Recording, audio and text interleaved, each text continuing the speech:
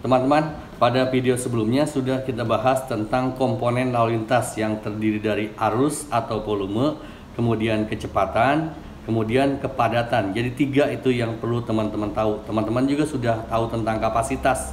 Jadi kapasitas itu adalah daya tampung maksimum, jumlah kendaraan maksimum yang bisa dilewatkan pada satu ruas jalan pada periode waktu tertentu, begitu ya. Sekarang kita berlanjut pada tahap berikutnya. Kita bagaimana cara mensurvei atau mengumpulkan data lalu lintasnya gitu. Untuk itu teman-teman bisa lihat ke ini, ada panduan survei pencacahan lalu lintas dengan cara manual. Wah, di belakang ada nguing-nguing itu pemadam kebakaran. Kita lanjut aja, jangan terganggu. Kita lanjut terus. Survei pencacahan arus lalu lintas dengan cara manual. Ini produknya Departemen Permukiman dan Prasarana Wilayah. Jadi kita ngacu ke situ aja, atau teman-teman bisa ngacu ke referensi yang lain. Yang penting teman-teman ngerti dan paham maksudnya apa dan cara melaksanakan pengumpulan datanya seperti apa gitu. Ini saya jelaskan di sini aja ya. Ini daftar isinya, silakan teman-teman baca. Kemudian bagaimana cara melakukan surveinya, item-item apa yang perlu kita perhatikan. Ini saya scroll, ini ruang lingkupnya ini mengacu masih ke Undang-Undang RI nomor 13 tahun 80. Sekarang undang-undangnya bukan tahun 80 lagi, undang-undang tentang jalan itu. Tapi nggak apa-apa, Undang-Undang 14 juga, Undang-Undang tentang lalu lintas angkutan jalan kan masih mengacu ke Undang-Undang 14. Tapi tidak apa-apa, karena ini tidak kaitan dengan esensinya, tidak terlalu berpengaruh. Bukan terlalu berpengaruh, tidak berpengaruh, tidak apa-apa gitu. Jadi kita nggak apa-apa. Ini definisi dan istilah teman-teman udah tahu kan, volume lalu lintas itu apa, kemudian kendaraan itu apa gitu. Kemudian yang perlu saya sampaikan tuh di sini, sebelum pelaksanaan survei, organisasi survei dan uraian tugasnya. Jadi teman-teman kalau satu kelas harus ada, pertama ada koordinator, kemudian pembantu umum, kemudian ada ketua kelompok, kemudian petugas pencacah. Nah, dalam hal ini Anda teman-teman mahasiswa, maka teman-teman harus memposisikan diri sebagai petugas pencacah. Sekalipun di antara teman-teman ada yang menjadi ketua kelompok, tapi ketua kelompok juga harus merasakan jadi petugas pencacah begitu. Jadi yang kita cari adalah pengalaman, karena dengan pengalaman kita bisa tahu begitu. Minimal kita tahu bagaimana cara pengumpulan datanya. Kemudian kita lanjutkan, perlu teman-teman perhatikan juga ini kemampuan petugas survei gitu. Jumlah maksimum golongan kendaraan yang dicacah oleh satu orang petugas adalah 3 golongan maksimal. Misalnya motor, mobil, sama bus, maksimum 3 gitu. Boleh kurang dari 3, tapi nggak boleh lebih dari 3 karena pusing. Sok nanti teman-teman rasakan dah. Kita yang paling banyak itu volume lalu lintas kita itu kan sepeda motor. Teman-teman kalau ngitung motor sama mobil, wah kelengar teman-teman. Motor ya motor aja. Kalau perlu misalnya untuk yang paling banyak 2 orang, jangan 1 orang begitu. Jadi ini pembagian kelompok juga perlu memperhatikan kemampuan kita gitu.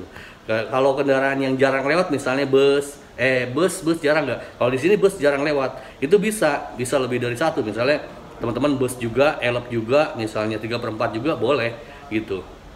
Karena sedikit, kalau yang banyak jangan. Kemudian apabila survei lalu lintas memerlukan lebih dari 8 jam, maka itu pakai shift gitu. Karena kenapa maksimum 8 jam? Karena kemampuan kerja kita manusia itu hanya 8 jam dalam sehari. Tidak lebih dari itu gitu. Kalau di pabrik juga kita kerja lebih dari 8 jam, hitungannya lembur gitu kan. Gitu. Kemampuan kita sebenarnya nggak lebih dari 8 jam. Kemampuan teman-teman untuk mendengarkan itu sebenarnya untuk konsentrasi lebih dari 10 menit gitu. Kurang dari 10 menit. Lebih dari 10 menit teman-teman otaknya udah menerawang, mikiran bujur, mikiran apa gitu. Jadi teman-teman perlu perhatikan ya kemampuan tiap petugas begitu. Kemudian lokasi posnya ini perhatikan. Kemudian survei pada persimpangan hampir sama dengan pada ruas, cuma nanti ada pembelahan arah. Cuma kalau ruas begini kan, kalau ruas misalnya ini ruas jalan kan ada yang ke sana, ada yang ke sini gitu. Jadi berlawanan arus begitu kan, cuma 2 arah. Dua arah yang berlawan maksimum. Kalau jalan satu arah sama semua begitu kan. Tapi kalau kita persimpangan begini kan, persimpangan itu jadi ada yang belok kiri, ada yang lurus, ada belok kanan, itu dipilah-pilah. masing-masing dipilah-pilah gitu. Satu harus orang yang beda. Yang lurus tugasnya yang lurus aja, yang belok kiri tugasnya yang belok kiri aja, yang belok kanan tugasnya belok kanan aja. Jangan satu orang yang lurus belok kanan belok kiri, wah puyeng klenger, nggak mampu. Kalau saya nggak mampu gitu. Kemudian sebelum kita survei kita pilah juga dulu jenis kendaraannya. Nah ini di sini udah dipandu ya. Misalnya kelompok jenis kendaraan sepeda motor, kendaraan roda 3, dia masuk jadi satu jenis kendaraan golongan 1. Kemudian golongan 2 sedan, jeep, station wagon, kayak gambarnya kayak gimana, modelnya kayak begini, itu masuk kendaraan golongan 2 begitu. Kemudian angkutan penumpang sedang gitu, misalnya bus 3/4 elep itu golongan 3. Kemudian pickup, mikro truk dan mobil hantaran itu golongan 4 dan seterusnya.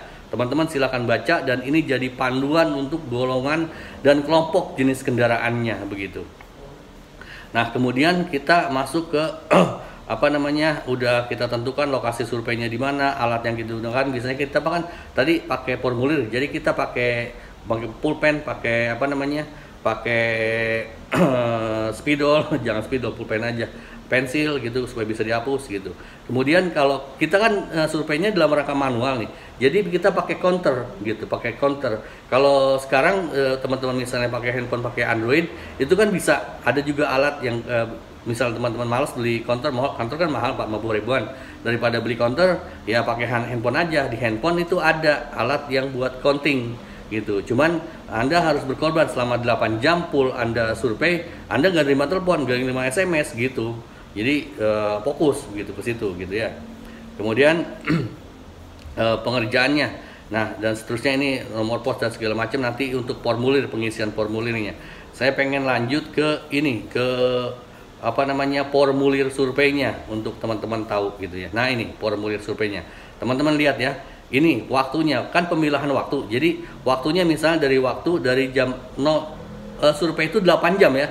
Jadi diambil waktu dari sebelum sibuk, misalnya dari jam 5 atau dari jam 6. Saya sih memang sih umumnya pada jam mulai orang beraktivitas itu ramai itu jam 6. Tapi kalau bisa sih dari jam 5. Jadi waktunya ini 05.00 sampai 05.15. Misalnya ada motor lewat 1 trek 2, 3, 4, 5, 6, 100, tulis 100 gitu. Dan ada mobil lewat, orang kedua nih, survei kedua, ngitung dia 1, 2, 3, 4, 15, tulis di sini, di formulir di sini gitu ya.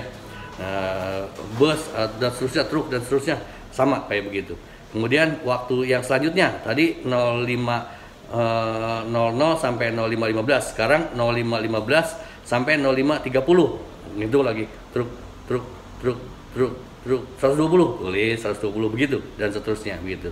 Jadi ini formulirnya dan diisi gitu berdasarkan hitungan kita. Asli ini survei ini gampang ngejalaninnya gampang, melaksanakan yang ribet puyeng.